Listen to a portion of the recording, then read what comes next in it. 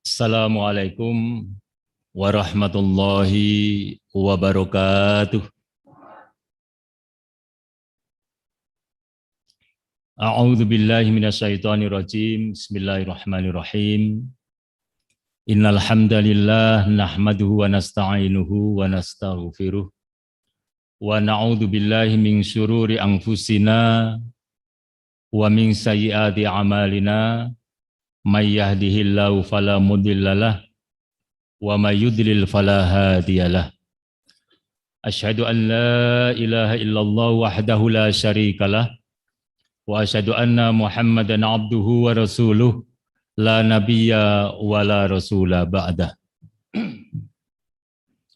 Allahumma salli wa sallim wa barik ala nabiyyina Muhammad wa ala alihi wa ashabihi wa man tabi'ahum bi ihsanin ila yaumiddin. Qala Allah Ta'ala fi kitabihil karim. A'udzu billahi minasyaitonir rajim. Bismillahirrahmanirrahim. Ya ayyuhalladzina amanu taqullaha haqqa tuqatih wa la tamutunna illa wa antum muslimun. Amma ba'd, fa inna asdaqal hadis kitabullah wa khairal hadi hadi Muhammadin sallallahu alaihi wasallam wa syarrul umuri muhdasatuha wa kullu muhdasatin bid'ah wa kullu bid'atin dhalalah wa kullu dhalalatin finnar. Pimpinan daerah Muhammadiyah dan pimpinan daerah Aisyah Kabupaten Wonosobo yang saya hormati, Ustadz Mukhlas yang jadi moderator yang saya hormati pula, serta seluruh jamaah pengajian Ahad pagi yang dirahmati oleh Allah Subhanahu wa taala. Alhamdulillahirabbil alamin. Marilah senantiasa kita bersyukur kepada Allah Subhanahu wa taala atas segala nikmat dan karunia yang dilimpahkan kepada kita, sehingga pada kesempatan pagi hari ini kita dipertemukan di masjid yang mulia, di majelis yang insya Allah mendapatkan ridha dan barokah dari Allah Subhanahu wa taala. Salawat dan salam semoga dilimpahkan kepada Nabi kita Muhammad sallallahu alaihi wasallam, kepada keluarganya, para sahabatnya, serta para pengikutnya. Jamaah yang dirahmati Allah Subhanahu wa taala, pada kesempatan pagi hari ini saya mengambil satu tema tentang peran pondok pesantren di era industri 4.0. Ini sebenarnya merupakan lanjutan dari materi yang sekitar 4 bulan yang lalu saya sampaikan di sini, ya. Jadi ada kelanjutannya supaya sambung gitu. Nah, mengapa tema ini kita ambil? Tentu karena memang saat ini kita sedang menghadapi banyak hal, terutama kita umat Islam yang dalam tanda petik secara teknologi kita mungkin masih perlu banyak meningkatkan kualitas kita umat Islam. Itu yang melatar belakangi mengapa kemudian kita mengambil tema ini. Nah, Bapak dan Ibu jamaah yang dirahmati Allah Subhanahu wa taala, kita akan membahas 3 pokok bahasan pada pagi hari ini. Yaitu yang pertama, nanti kita akan lihat keadaan umat Islam di Indonesia saat ini, ya, serta tantangan-tantangan yang dihadapi di dalam perspektif industri 4.0. Materi yang kedua nanti kita akan berbicara tentang apa itu pesantren. Mungkin apa bedanya dengan sekolah-sekolah umum, nanti bisa kita lihat ciri-ciri khasnya tentang pesantren itu. Dan sekarang di Muhammadiyah banyak berkembang tentang MBS, ya kan, yakni Muhammadiyah Boarding School. Apa sebenarnya perbedaan antara pesantren dengan MBS itu? Dan kemudian apa peran pesantren di dalam menghadapi era industri yang saat ini sedang menggelinding, sedang ada di tengah-tengah kita. Itulah barangkali 3 hal yang kita akan bicarakan pada kesempatan pagi hari ini. Baik, mari kita mulai yang pertama, yakni tentang keadaan umat Islam di Indonesia. Saya sampaikan di sini bahwa menurut data, kita ambil sumbernya dari Dukcapil ya, data kependudukan dan catatan sipil. Pada bulan Juni 2021 yang lalu, jumlah penduduk Indonesia ini tercatat 272 juta jiwa, kurang lebihnya. Ya, ini total penduduk Indonesia, jadi cukup banyak kita ya, 272 juta. Nah, dari bulan Juni sampai sekarang sudah tambah barangkali ya, banyak anak yang lahir, walaupun juga beberapa bulan yang lalu banyak orang yang meninggal dunia juga ya, karena pandemi gitu. Nah, kalau kita melihat data ini dari sudut agama, maka kita melihat orang-orang yang beragama Islam itu jumlahnya mencapai sekitar 237 juta. Jadi sekitar 87 ya, 86,88%. Ini yang umat Islam. Ini berbeda ketika zaman saya masih sekolah SMP dulu tahun 70-an 5 ya. Omah Irama menyanyi 135 juta penduduk Indonesia pada saat itu, 99% itu beragama Islam. Nah, sekarang perkembangannya semacam ini. Nah, ini gambaran di antara seluruh jumlah penduduk Indonesia dan umat Islam. Jadi umat Islam sekarang ini di Indonesia menurut data ini kurang lebih menempati 87%. Ya, nah, sisanya bermacam-macam. Tentu perhatian kita sekarang fokus pada diri kita selaku seorang Muslim. Nah, dari jumlah penduduk yang demikian itu, Bapak dan Ibu yang dirahmati Allah Subhanahu wa Ta'ala, kita melihat jumlah masjid dan musola. Ya, ada sekitar 741.991 masjid musola di Indonesia. Ya, data ini merupakan yang tercatat secara manual, ya, diperoleh secara berjenjang dari kantor-kantor KUA, kantor urusan agama di daerah-daerah. Ya. Nah, ini kita melihat, jadi ada sekitar 741.991 masjid dan musola. Termasuk mungkin tempat kita sekarang mengaji ini sudah tercatat di dalam jumlah ini ya. Nah, kalau kita melihat Ibu dan Bapak yang dirahmati Allah Subhanahu wa Ta'ala, perbandingan dari jumlah total penduduk Indonesia dibanding jumlah masjid, kemudian kalau kita hitung dengan jumlah jamaah, maka nanti sebenarnya kita butuh berapa imam, ya, imam masjid maksud kita. Saya menghitung dari jumlah yang tadi, jumlah penduduk kita yang beragama Islam itu kurang lebih 236 juta jiwa, dibanding dengan 741.000 masjid, maka ketemu jumlahnya setiap masjid itu ada kurang lebih 320 orang rata-rata.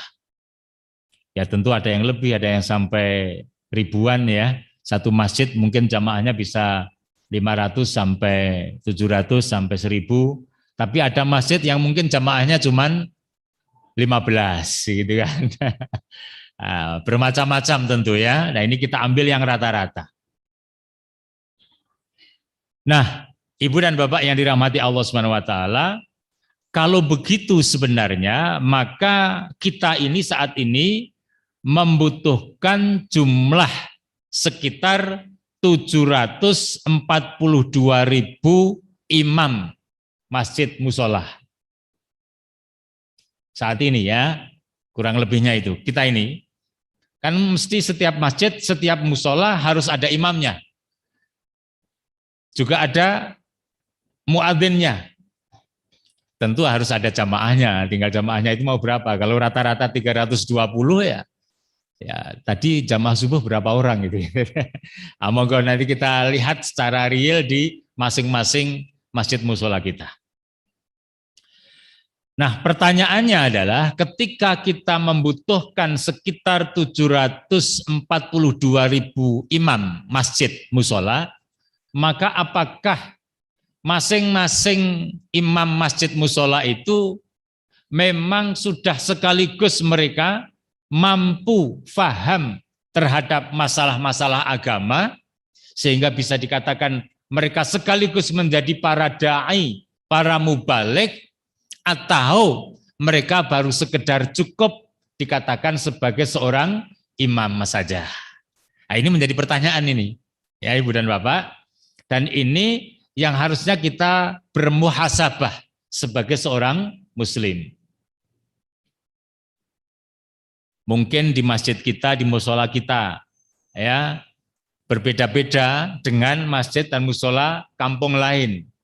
Berbeda pula nanti kalau kita ke tempat desa lain, kelurahan lain, berbeda lagi ke tempat lain, terus-menerus begitu, ya. Perbedaan antara imam di musola maupun di masjid. Nah, sementara pada saat yang sama, zaman ini telah mengalami kemajuan begitu pesat. Ya. Dampaknya ada yang positif, ada yang negatif. Nah, kalau dampak positif tentu itu yang kita harapkan. Tapi harus kita antisipasi pula hal-hal yang bersifat negatif. Karena itu Bapak dan Ibu yang dirahmati Allah Subhanahu wa taala, kacamata saya ada 5 kategori imam masjid musola. Ya, kita termasuk yang mana kalau kita jadi imam masjid atau musola gitu ya. Yang pertama adalah imam yang fasih bacaannya. Sekaligus dia faham terhadap agama. Boleh kita katakan dia sekaligus menjadi seorang da'i atau mubalik. Ini kriteria pertama. Kemudian yang kedua adalah imam yang fasih bacaannya tetapi kurang faham terhadap masalah-masalah agama. Yang ketiga adalah imam yang faham agama karena mungkin terdidik, pengetahuannya, suka baca, ya, mengikuti banyak kajian, mengikuti banyak pelatihan yang berkait dengan apa? Agama, tetapi bacaannya kurang fasih karena memang kurang terlatih. Ini keadaan yang ketiga. Keadaan yang keempat adalah imam yang kurang fasih bacaannya, juga kurang faham agama, tetapi rajin sholat. Ya, karena kesadaran spiritualnya. Masing-masing kita introspeksi. Ini yang paling banyak di tempat kita musola yang tempat kita jamaah, masjid yang tempat kita jamaah itu kira-kira kategori yang mana imamnya gitu ya. Nah, silakan ini nanti kita evaluasi bersama-sama. Nah, yang kelima kategorinya adalah imam yang apa adanya saja. Ya, bacaannya ya kurang fasih, terhadap agama ya kurang begitu dalam, tetapi karena memang adanya itu, nah maka itulah yang jadi imam. Atau bahkan kadang-kadang imamnya memang belum dibakukan oleh masyarakat itu. Mana yang ada begitu waktunya jamaah sudah banyak berkumpul, siapa yang dipandang pantas disuruh maju.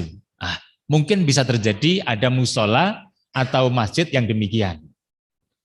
Ini kacamata saya, insya Allah tidak terlalu salah lah gitu ya.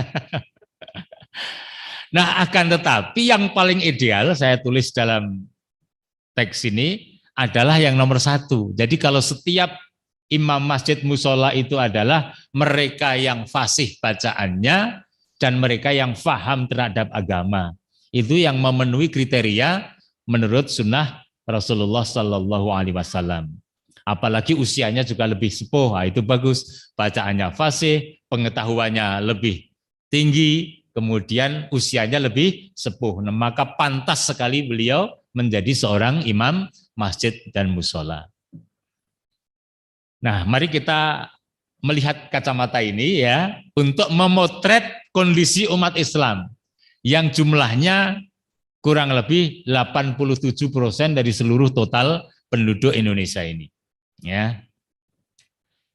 Nah, Bapak dan Ibu, tadi juga saya sudah sampaikan bahwa pada saat kondisi yang demikian itu bersamaan pula dengan semakin majunya teknologi. Dan ini sudah kita sampaikan pada sekitar 4 bulan yang lalu. Nah, saya mengulangi saja sedikit ya. Dampak negatif dari era digital. Ya, dan ini menjadi tantangan secara umum bagi kita umat Islam dan hampir seluruh umat manusia. Perkembangan yang begitu cepat ini ada dampak-dampak negatifnya. Apa di antaranya? Ini hanya mengulang saja karena sudah kita sampaikan 1 jam ya kurang lebih pada sekitar 4 bulan yang lalu. Yaitu bahwa pengarahan opini publik. Nah, sekedar mengulangi. Jadi begini, dunia saat ini membentuk opini masyarakat itu melalui internet, melalui industri digital itu. Saya ambil contoh misalnya begini. Kebetulan saya pakai batik ini ya. Saya tidak tahu ini batik mana itu. Saya tidak tahu pakai batik mana ini. Ambil saja misalnya batik Pekalongan misalnya. Ini contoh saja. Batik Pekalongan. Kemudian ada orang melihat batik saya ini dan kemudian mengatakan batik yang dikenakan Pak Ma'mun itu batik Solo. Kemudian pendapat dia itu dia tulis, kemudian dia ekspos melalui internet, dan kemudian terus-menerus didanai, sampai kemudian terbentuk opini bahwa batik yang dipakai Pak Ma'mun itu adalah batik Solo. Sehingga masyarakat semuanya teropinikan bahwa yang dipakai adalah batik Solo. Padahal sebenarnya adalah batik Pekalongan. Ini contoh saja ya, saya tidak tahu ini batik mana. Tidak tahu ya. Ini contoh saja. Ini pembentukan opini dan itu terjadi terus-menerus melalui internet, melalui YouTube, melalui Instagram, ya, melalui Facebook, ya, kemudian melalui bermacam-macam media sosial itu terus dikembangkan lewat berbagai macam cara, akhirnya terbentuklah opini publik. Itu terjadi. Sehingga kadang-kadang yang hijau jadi merah, yang merah jadi hijau, itu ya. Tadi katakanlah yang Pekalongan jadi Solo, bisa jadi yang Solo jadi Pekalongan, itu bisa terjadi dalam dunia kita saat ini. Ya. Nah. Kemudian infiltrasi budaya asing. Ibu dan Bapak yang dirahmati Allah Subhanahu wa taala, ini juga sudah tidak ada lagi sekat sekarang ini. Ya, informasi begitu cepat. Begitu cepat. Sudah tidak ada lagi sekat-sekat kita. Apa yang terjadi di belahan dunia lain, di negara-negara sana, bahkan di Afrika misalnya di Sudan, kita bisa melihat sekarang beritanya seperti apa, di Malaysia beritanya seperti apa, kemudian di Turki beberapa danau yang kemudian mengering, kita juga bisa menyaksikan lewat dunia maya, ya kan? Apa yang terjadi di Singapura misalnya kita juga bisa melihat, semuanya begitu mudah kita cari, bahkan itu di luar negeri, apalagi di dekat-dekat kita, ya. Konsumtif hedonistik, kemudian minim pengawasan eksternal. Ini untuk yang kaitannya dengan dunia kita, yang dengan tema kita itu nanti yang nomor D ini ya. Ini banyak nanti. Minim pengawasan eksternal. Jadi orang lebih ke dirinya, eksternalnya kurang pengawasannya gitu, karena banyak di depan internet sekarang ini. Ibu-ibu mungkin berapa jam di depan HP ibu-ibu ya? Kalau dulu fokus pekerjaan rumah tangga itu fokus, sekarang mungkin sekian persen habis di depan HP ya, mungkin 5 menit bisa menjadi lama-lama 5 jam gitu ya. Dari 24 jam itu bisa tersita sekian jam, sehingga nilai produktivitasnya menjadi berkurang. Nah, individu juga kurang peka terhadap lingkungan, ini terutama anak-anak kita ya. Anak-anak kita bahkan mungkin tidak tahu tetangga sedang mantu, nggak tahu mungkin ya. Tetangga sedang keseripahan juga mungkin tidak tahu, gara-gara fokus pada dunianya. Nah, itulah yang terjadi dan itu dampak-dampak negatif. Ibu dan Bapak rahimakumullah, ya ini hanya mengulangi saja. Nah, sekarang kalau dampak negatifnya secara umum demikian, maka siapakah orang yang mampu mengatasi dan menghadapi tantangan ini? Ini sebuah pertanyaan yang harus kita sampaikan, ya. Karena tantangan yang sedemikian rupa itu tidak bisa kita biarkan terus-menerus bergulir tanpa kita antisipasi. Nah, tentu jawaban kita adalah banyak pihak yang bisa mengatasi ini, banyak pihak yang bisa menghadapi tantangan itu. Tetapi yang menjadi catatan kami yang perlu saya sampaikan pada kesempatan pagi hari ini adalah ada satu pihak yang sangat strategis untuk bisa menghadapi tantangan-tantangan itu. Siapa? Yaitu santri. Di mana letak strategisnya? Itulah yang barangkali nanti kita akan sampaikan. Ya, jadi santri ini merupakan sosok manusia yang insya Allah ke depan akan mampu menghadapi tantangan-tantangan yang tadi kita sampaikan.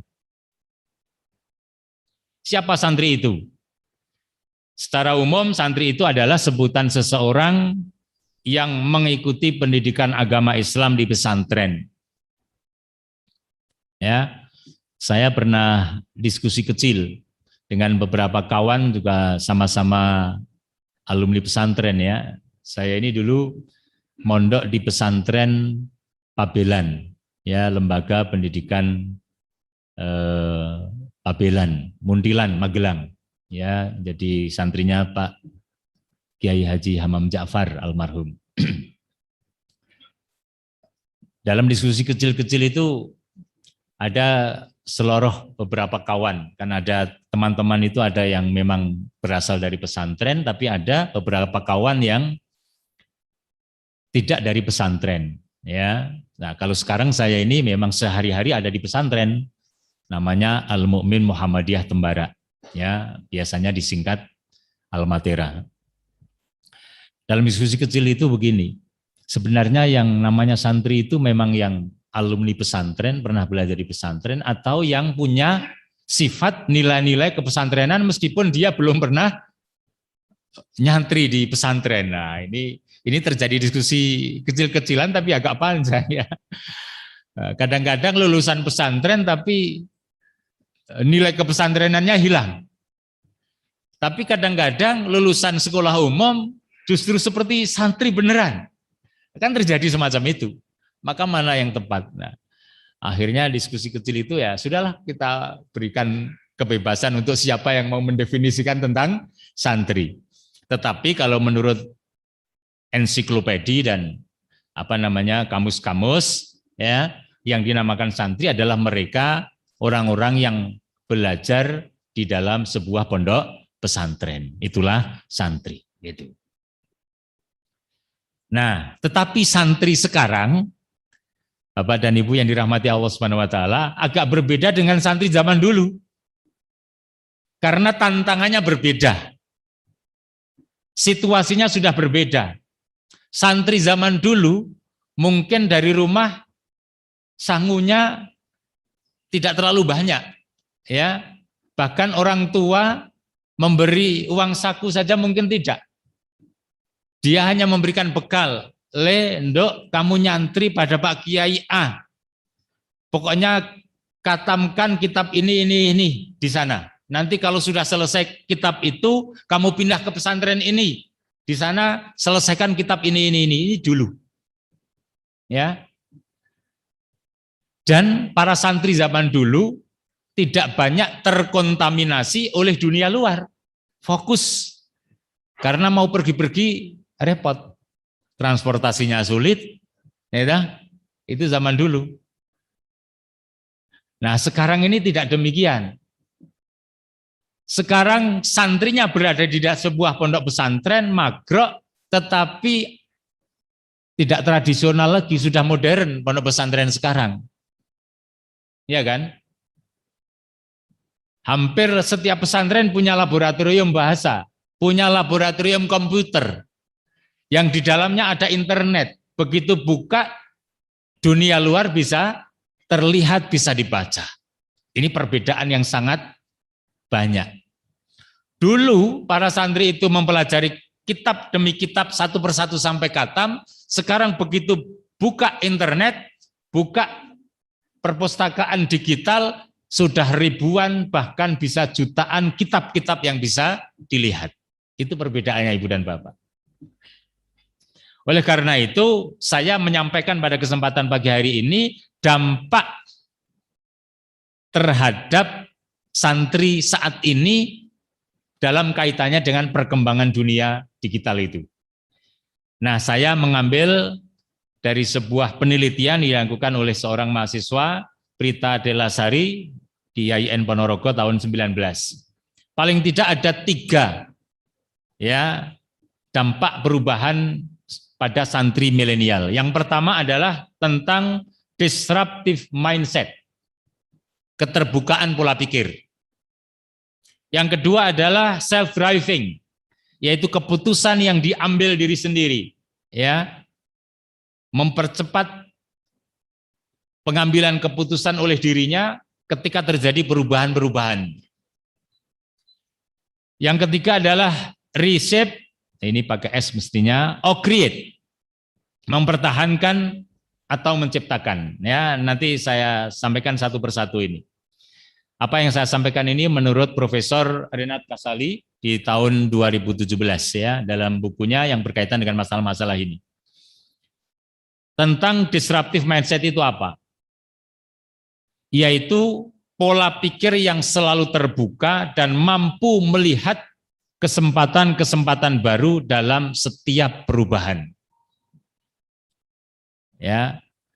Jadi sekarang ini perubahan begitu cepat, apalagi sekarang ini kita melihat Ibu dan Bapak yang dirahmati Allah Ta'ala, ketika pandemi ini banyak sekali perubahan yang drastis. Sektor kuliner misalnya, yang tadinya ramai begitu, laris mungkin setiap hari, bahkan mungkin bisa pemiliknya menghitung jutaan rupiah, tiba-tiba begitu pandemi turun. Transportasi sebagian juga demikian, bis yang wirawiri kemudian tidak ada penumpangnya. Ya, terjadi demikian. Tapi ada sisi lain yang begitu melonjak. Tiba-tiba jual beli online menjadi meningkat. Yang tadinya mungkin tidak punya pekerjaan, pekerjaannya menjadi tiba-tiba ada dan setiap hari bisa memenuhi sekian konsumen. Nah, itu terjadi. Ya, ini perubahan begitu cepat di dunia kita saat ini, terutama di pandemi ini juga demikian. Tetapi di luar pandemi sebenarnya peristiwa yang berkaitan dengan masalah-masalah disruptive mindset karena perubahan industri ini begitu cepat, ya. Kemudian apa itu self-driving? Self-driving adalah bagaimana kita mendesain, memproyeksikan diri kita, menentukan arah hidup serta kekuasaan diri kita dalam menentukan jalannya kehidupan. Ya, seperti seorang sopir dalam kendaraan, ya, dia menentukan dirinya itu. Sehingga menurut Profesor Renat Kasali ini disampaikan manusia pada hakikatnya telah diberi bekal, modal kendaraan yang sangat luar biasa, sempurna oleh Allah yang Maha Kuasa, beritu self, ya, berupa self, yakni dirinya gitu. Yaitu apa yang ada pada diri kita dari ujung rambut sampai ujung kaki berupa kepandaian, keberanian, kekuatan, kemampuan fisik, kecantikan, keterampilan dan sebagainya. Masalahnya adalah bagaimana kita menggunakan kendaraan tersebut. Apakah akan menjadi sopir atau menjadi penumpang saja. Ini sebuah hal yang berkaitan dengan kita, ya, ini self-driving. Kemudian tentang reshape or create. Reshape adalah mempertajam yang sudah ada. Ya, membentuk kembali jadi apa yang sudah ada. Create itu membuat sesuatu yang baru. Kalau dalam dunia agama namanya bid'ah, sesuatu yang baru itu ya. Tetapi bid'ah itu nanti perkara-perkara yang berkaitan dengan masalah agamaan sih ya. Nah, ini saya tidak akan mengaitkan di sana, nanti tidak jadi, ini hanya intermezzo saja. Create itu adalah sesuatu yang membuat hal-hal yang baru. Ya. Nah, segala upaya dan inovasi dibutuhkan untuk membuat perusahaan tetap bertahan di tengah gelombang disrupsi, gangguan, serangan, ya, perubahan-perubahan yang begitu cepat. Demikian pula dalam dunia dakwah, Ibu dan Bapak. Jadi tidak hanya mempengaruhi dunia perusahaan, tetapi juga dunia dakwah. Ya, ini sekedar contoh saja. Ya, saya sampaikan sekedar contoh. Mohon maaf saya harus menyebut merek ya, Nokia misalnya. Ya, beberapa tahun yang silam itu kan pernah jaya. Ya, seorang pemilik di sana namanya Stephen Elop itu menyampaikan begini, kami tidak melakukan kesalahan apapun, tiba-tiba kami kalah dan punah. Ya, dulu kan pernah jaya banget ya, sehingga seakan-akan menjadi HP sejuta umat. Sana-sana semua pakai itu gitu kan. Baru muncul beberapa merek yang lain. Tapi begitu Android datang, wah sudah itu. Ya, dan sekarang hampir tidak ada kita pakai itu. Ya, panjenengan kalau buka HP-nya mereknya udah beda, gitu kan? Nah, ini satu kenyataan ini. Jadi inilah yang terjadi dalam dunia kita, Ibu dan Bapak. Mungkin usia-usia kita yang 60 tahun atau yang 50 tahun ke atas tidak terlalu mengikuti ini. Tapi anak-anak muda sekarang, bahkan pekerjaan mereka pun sekarang ini sangat berbeda dengan kita. Ya, kalau ditara ini pengen jadi pegawai. Mungkin anak-anak kita sekarang ini, enggak Bu, Pak, ini sajalah. Gitu ya. Itu perbedaan cara berpikir karena memang situasinya sekarang sudah menuntut demikian. Situasinya itu. Nah, oleh karena itu Ibu dan Bapak yang dirahmati Allah Subhanahu wa taala, maka seperti tadi saya sampaikan, salah satu pihak yang sangat strategis yang bisa menghadapi semua itu adalah santri. Dan santri itu adanya ada di pesantren. Maka apa itu pesantren? Ini harus kita jawab. Jadi pagi ini kita harus bisa menjawab ini ya. Kalau tidak bisa menjawab ini ya nanti kita tidak selesai kuliahnya. Nggak bisa selesai kuliahnya. Apa itu pesantren? Kalau menurut kamus, menurut kebiasaan orang mengatakan pesantren itu adalah sebuah lembaga pendidikan Islam tradisional yang para siswanya tinggal berasrama bersama dan belajar di bawah bimbingan guru yang lebih dikenal dengan sebutan kiai dan mempunyai asrama untuk tempat menginap santri. Santri tersebut berada dalam kompleks yang juga menyediakan masjid untuk beribadah, ruang untuk belajar dan kegiatan keagamaan lainnya. Ya, ini saya ambil dari Wikipedia. Tapi sekarang kata tradisional itu hampir tidak kita temukan di dunia pesantren, ya, sudah sangat modern, ya. Kalau dulu kolah itu satu, ya, orang mandi di situ, mungkin kalau nyuci beras ya di situ sekalian, itu dulu santri dulu. Sekarang enggak ada kayak begitu, ya. Kalau pesantren semacam itu enggak laku sekarang, ya kan, enggak laku. Jadi sudah mengalami perubahan Ibu dan Bapak. Ya. Sudah mengalami perubahan yang sedemikian rupa. Kalau dulu pesantren mungkin tinggal di tempat-tempat yang boleh kita katakan dalam tanda petik kumuh, sekarang tidak. Ya. Bahkan ada pesantren yang mirip hotel. Betul ini saya mendatangi sebuah pesantren mirip hotel betul. Bukan hotel ecek-ecek, hotel bintang 4. Satu kamar hanya 2 anak. Sudah ada di dalamnya kamar mandi sekalian. Sudah ada rak untuk kitab-kitabnya. Ya. Masjidnya besar, bahkan kalau memasak, sekali masak itu bisa 1 kintal. Sekali masak nasi. Ya, mesinnya sedemikian rupa. Ini ada pesantren yang semacam itu coba. Ya, besar betul. Sangat modern. Punya lapangan sepak bola bukan satu, tapi 5 berjajar. Ini pesantren di Indonesia ini. Ya, Masya Allah.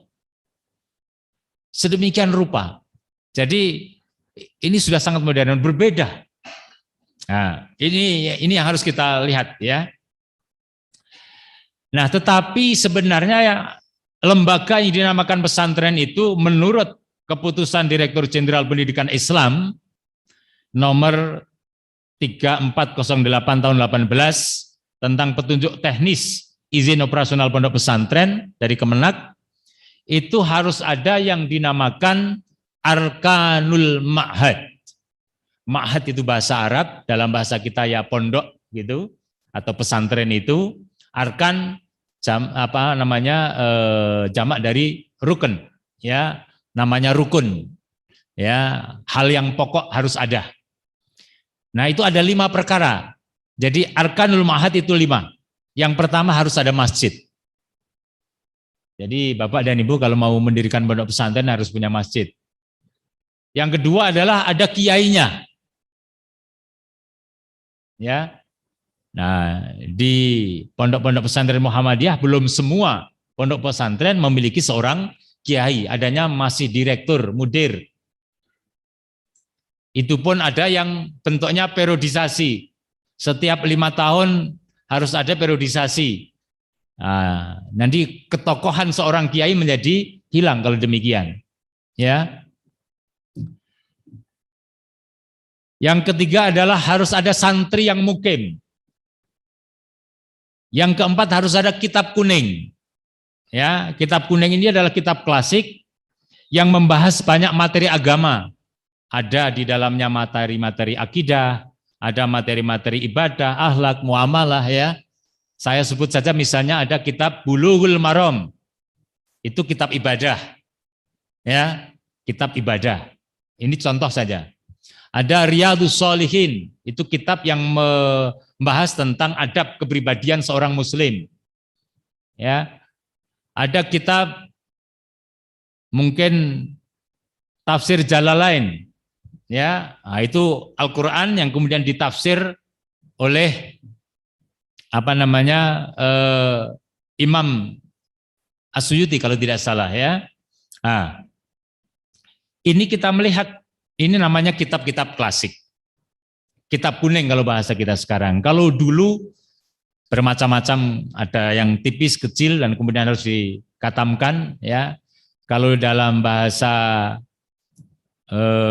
pesantren ada kitab-kitab yang sifatnya alat, ada kitab Jurumiyah, ada Umriti, ya, ada Matan Alfiyah, ya.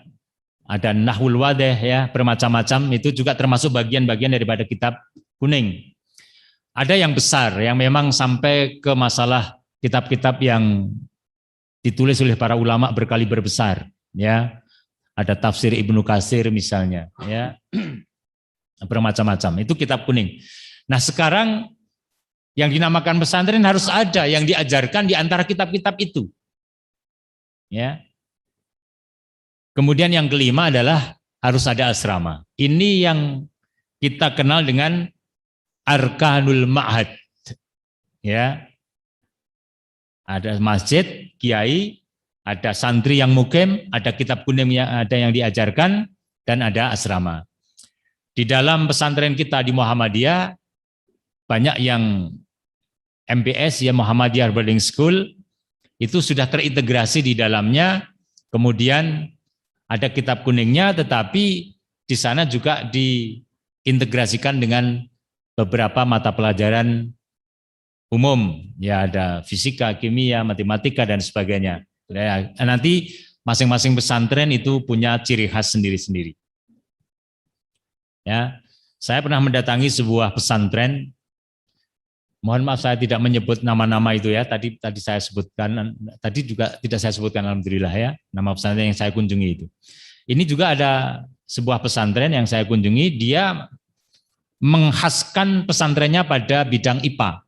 Jadi anak para santrinya itu hanya diajari tentang bagaimana membaca Al-Quran dan kemudian pintar membaca Al-Quran, kemudian beradab dengan baik, kemudian beribadah dengan baik, tekun, tetapi tidak mendalami ilmu-ilmu agama. Yang didalami adalah ilmu-ilmu umum.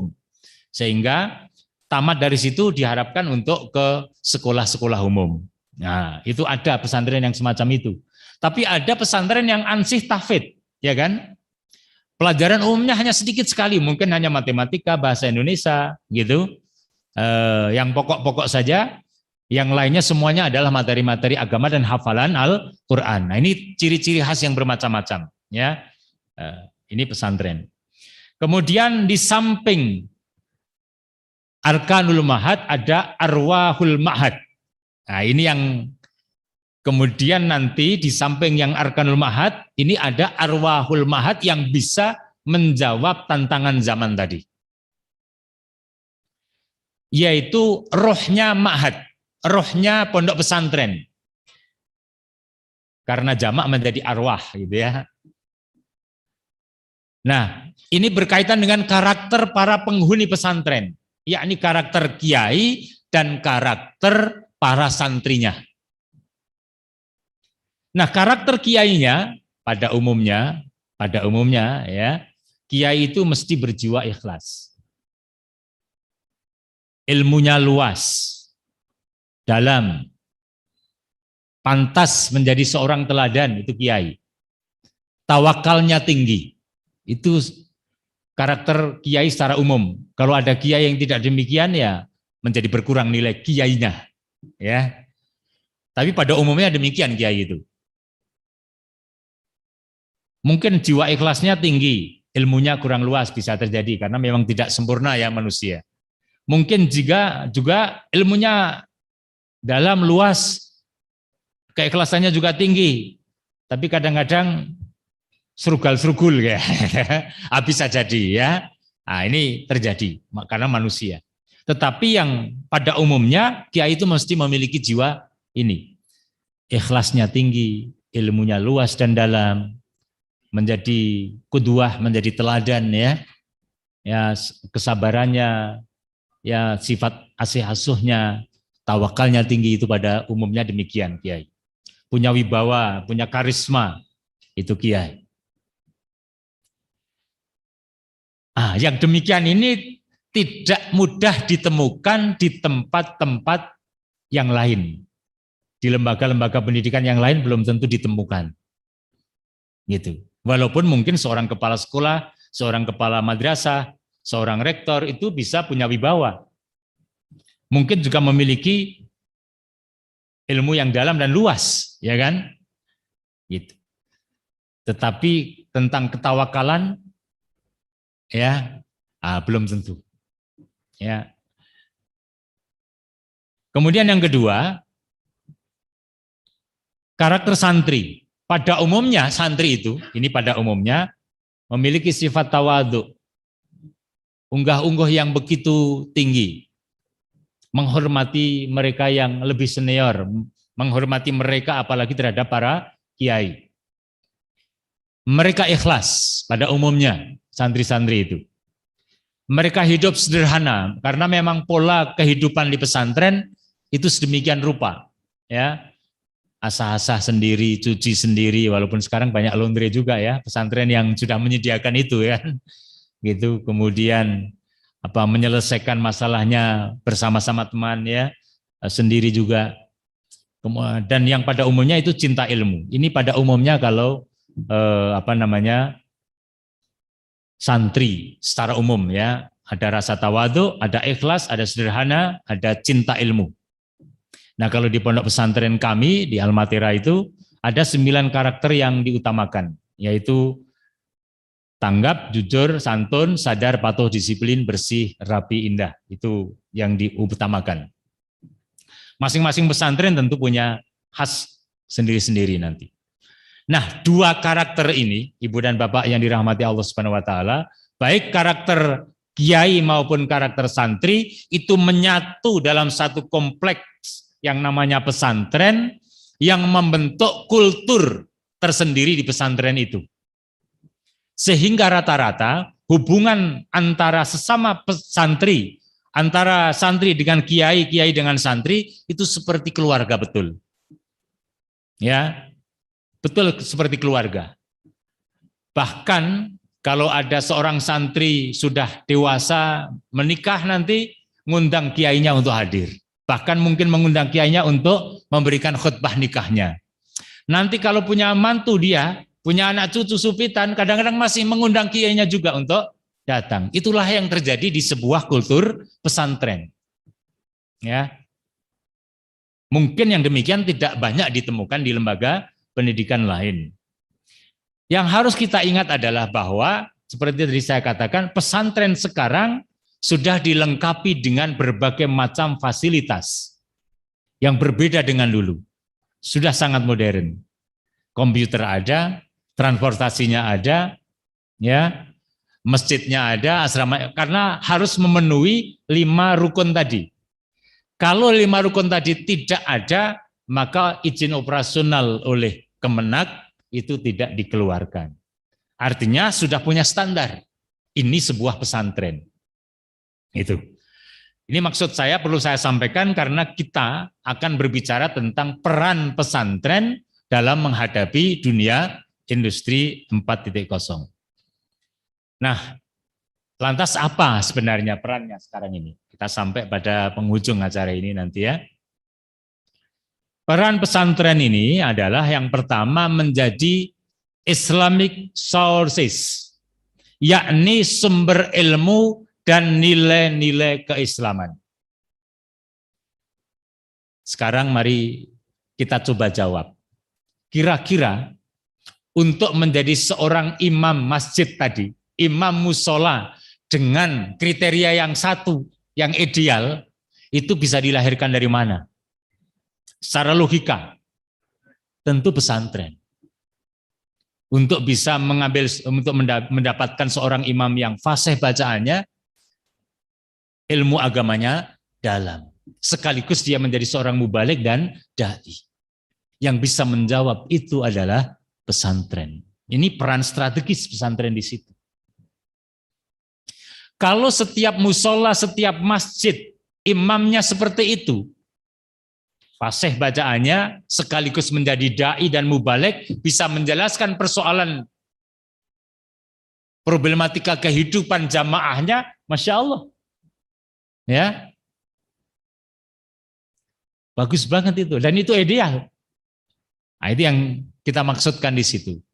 Sekarang kita juga jujur pada diri kita. Kenyataan sekarang ini, ustadz-ustadz yang kondang, yang banyak berseliweran di internet kita, di HP kita.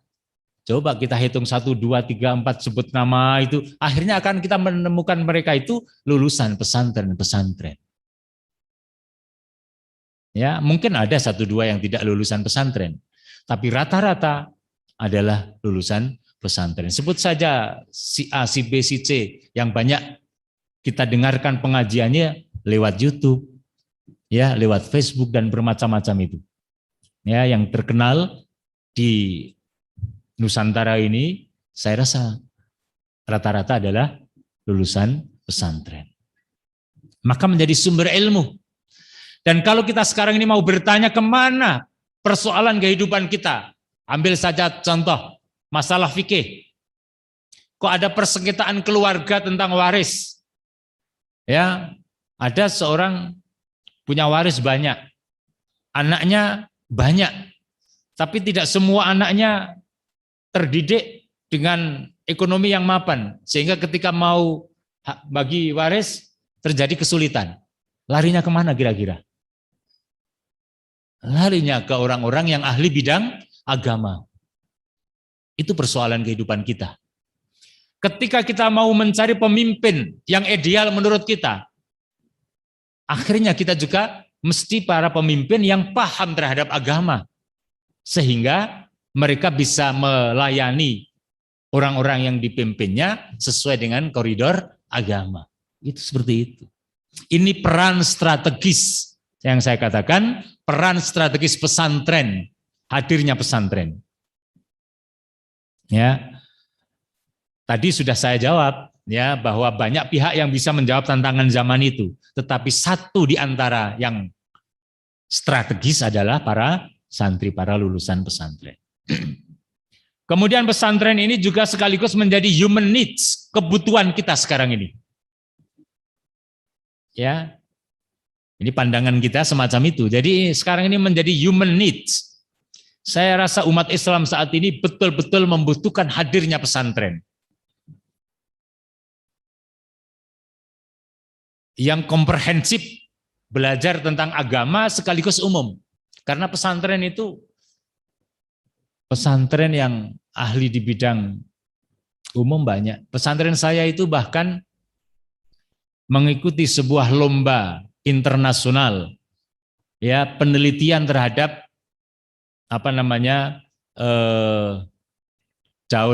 punya trompet, ya, punya trompet.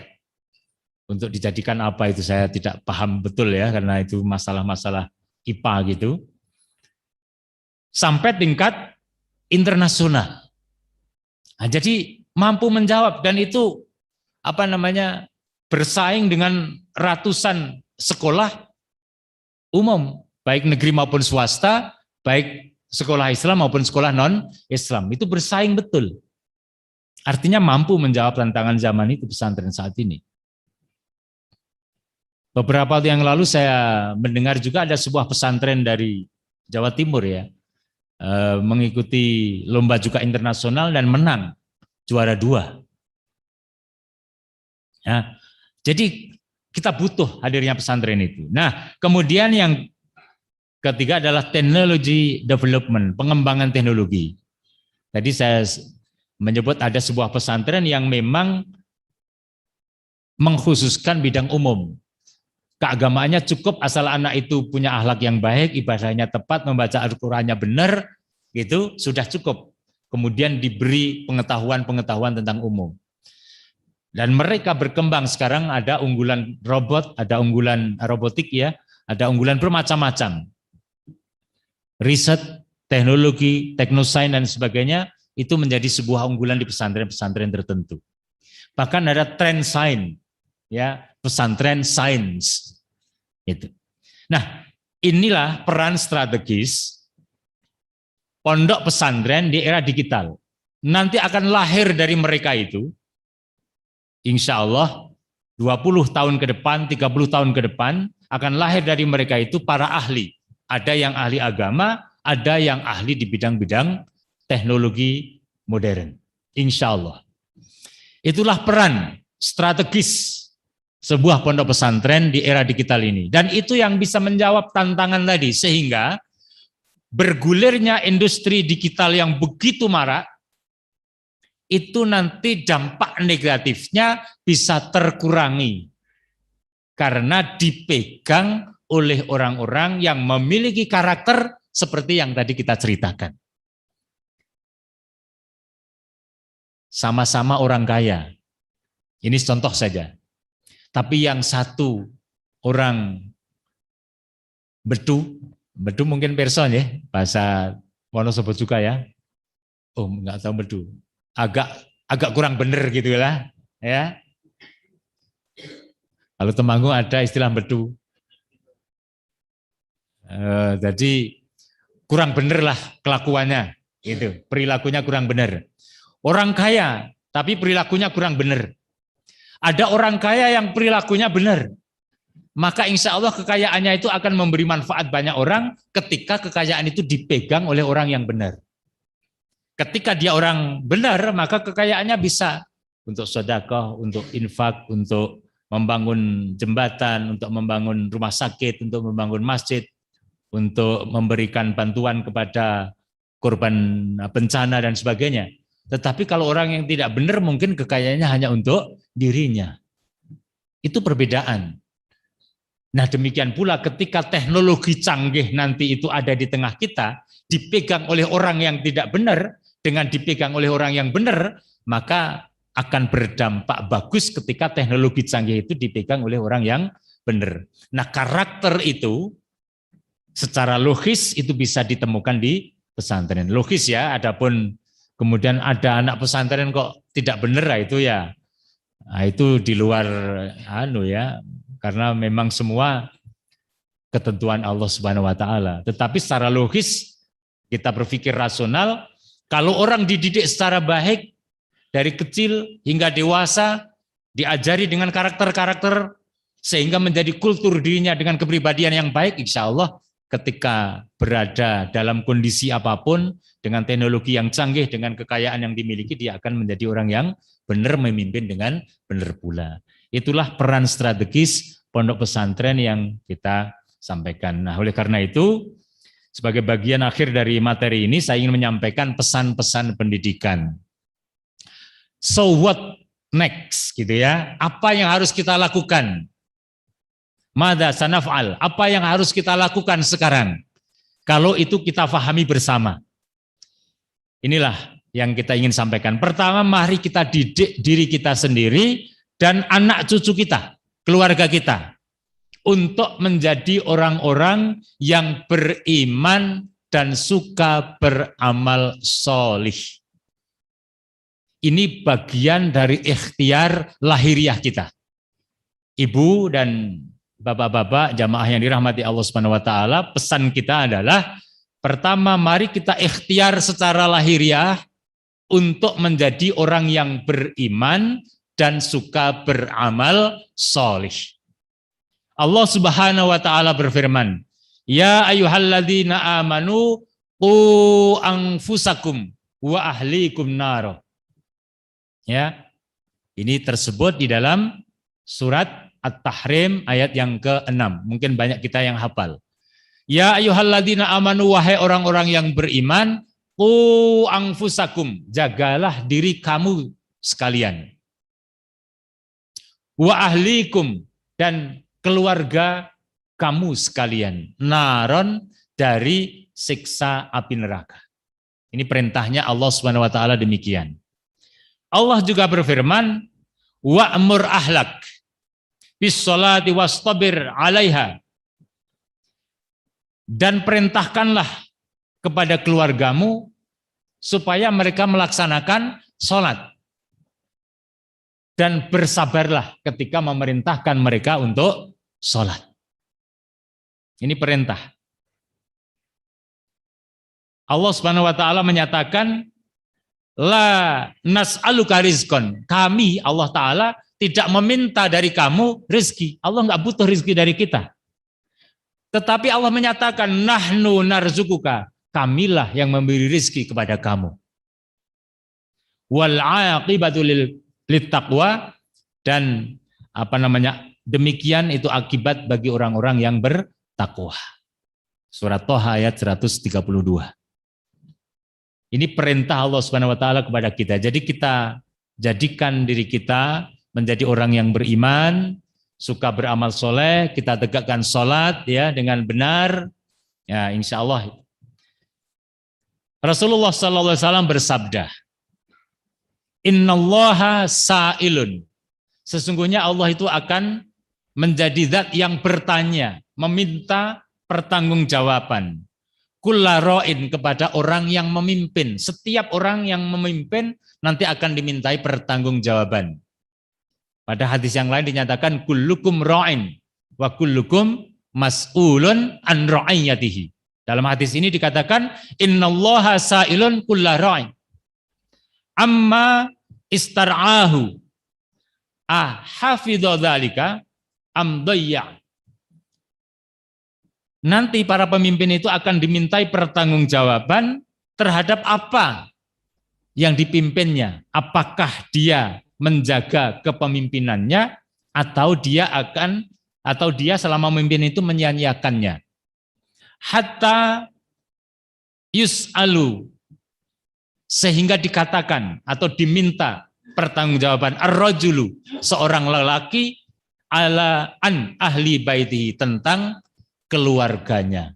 Jadi nanti akan dimintai pertanggungjawaban juga tentang keluarga. Sudah jam 7 ya.